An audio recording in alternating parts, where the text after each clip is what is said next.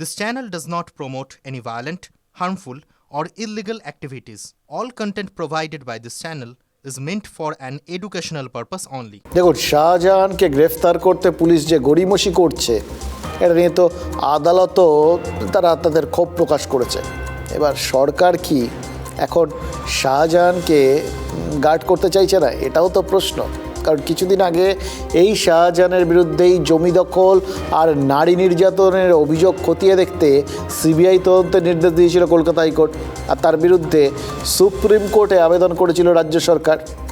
বিচারপতি B.R. গাভাই প্রশ্ন তুলেছেন, কোনো একজন ব্যক্তির বিরুদ্ধে সিবিআই তদন্তের নির্দেশ দিয়েছে হাইকোর্ট, রাজ্য সরকার কেন তার জন্য সুপ্রিম কোর্টে এসছে? ভাবার মতো বিষয়। এবং এটাও ভাবার মতো বিষয় যাকে সিআইডি অ্যাকচুয়ালি গ্রেফতার করেছিল। তার কারণ সত্যি সত্যি শাহজাহানকে গ্রেফতার তো করেছিল সিআইডি, এবং তখন বলেছিলেন যে আমাদের হাতে যে মুহূর্তে কমপ্লেন এসছে আমরা করে দিয়েছি।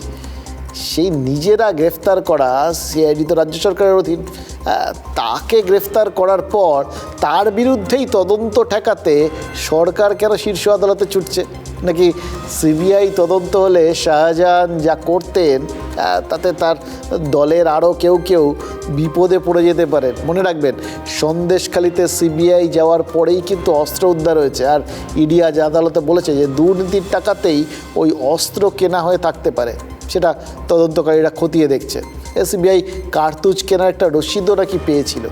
রশিদের সূত্র ধরেই আমাদের প্রতিনিধি পৌঁছে গেছিলেন সেই দোকানের সামনে। সেখানে একদম টানটান নাটক, TV9-এর ক্যামেরার বুম দেখে দৌড় ওই কার্তুজের দোকানের কর্মচারী। আমরা মিডিয়া, আমরা তো সাধারণ মানুষেরই প্রতিনিধি, আমাদের দেখে তো অবশ্য পালানো অনেকে, কিন্তু আমাদের দেখে তো পালানো গেল, ইডি ডাকলে পালানো যাবে তো? রসিদ যখন পাওয়া গেছে, রসদ কোত্থেকে এলো সেটাও কি আর খোঁজ করলে পাওয়া যাবে না?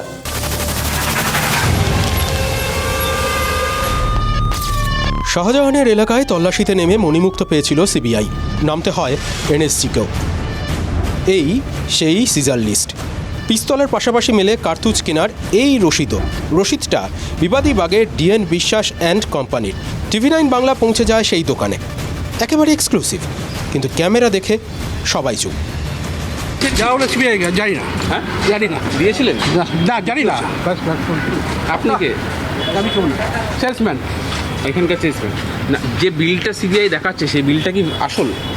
DN বিশ্বাস কোম্পানি আমায় দেখাই নি, আমি বলতে পারবো। আপনাকে আমি দেখাচ্ছি আমার কাছে। না, আপনাকে দেখাতে পারবো, আপনার সাথে কথা বলবো। শেখ শাহজাহানের কাছে কি আপনার এখান থেকে কোনো গেছে? বলতে পারবো না। এই যে দেখুন আমার কাছে ঠিক আছে রয়েছে, এই যে দেখুন বিলটা, এই যে দেখুন এখানে DN বিশ্বাসের নামে দেখা যাচ্ছে। আপনি করুন না, যা করার করুন। বিলে স্পষ্ট DN বিশ্বাস কোম্পানির নাম লেখা। আপনি কি ডিনাই করবেন? সত্যি মিথ্যা সেটা যদি একটু বলেন। অর্থাৎ দেখা গেল DN বিশ্বাস অ্যান্ড কোম্পানি, সেখানকার যারা কর্তৃপক্ষ, তাদের কাছে আমরা এই বিষয়ে জানতে চাই যে বিলে দেখা যাচ্ছে DN বিশ্বাস অ্যান্ড কোম্পানির নাম রয়েছে। যে কার্তুজ সরাসরি গিয়েছিল শেখ শাহজাহানের কাছে, যেটি সম্প্রতি সিবিআই সন্দেশখালিতে তল্লাশি চালিয়ে সেই বিপুল পরিমাণ কার্তুজ বাজেয়াপ্ত করেছিল এবং তার সঙ্গে বিল মিলেছিল, এবং সেই বিলে ছিল কিন্তু এই দোকানের নাম DN বিশ্বাস অ্যান্ড কোম্পানি। বহু পুরনো কলকাতার একটি দোকান, যারা মূলত লিগালি অস্ত্র বিক্রি করে বা লিগালি কার্তুজ বিক্রি করে। সেই কার্তুজ পাওয়া গিয়েছিল সন্দেশখালিতে শাহজাহান শেখের ডেরায়। আচ্ছা, কিছু না বলেও কি অনেক কিছু বলে ফেললেন ধর্মতলার ওই দোকানের লোকজন? TV9 বাংলার সাংবাদিককে দেখেই যেভাবে তড়িঘড়ি দোকানের শাটার নামানো হলো, তার থেকেই তো পরিষ্কার কতটা অস্বস্তিতে রয়েছেন তারাও। সন্দেশখালির শেখ শাহজাহানের কল্যাণে কার ভাগ্যে যে কালবৈশাখী আসতে চলেছে কে জানে। তৃতীয় দফা থেকে এবার এক এক করে এই দক্ষিণবঙ্গের জেলাগুলোতে তো ভোটের লাইন, সেটা দেখা যাবে। পুরো প্রচারের ঝড়টাও তো উত্তরবঙ্গ থেকে এখন দক্ষিণবঙ্গমুখী। বসিরহাটের বিজেপি প্রার্থী রেখা পাত্রের সমর্থনে সভা করতে আসবেন প্রধানমন্ত্রী। ইডির মার খাওয়া, সন্দেশখালীর নারীদের ওপর এই নির্যাতনের অভিযোগ, এগুলো তো থাকবেই।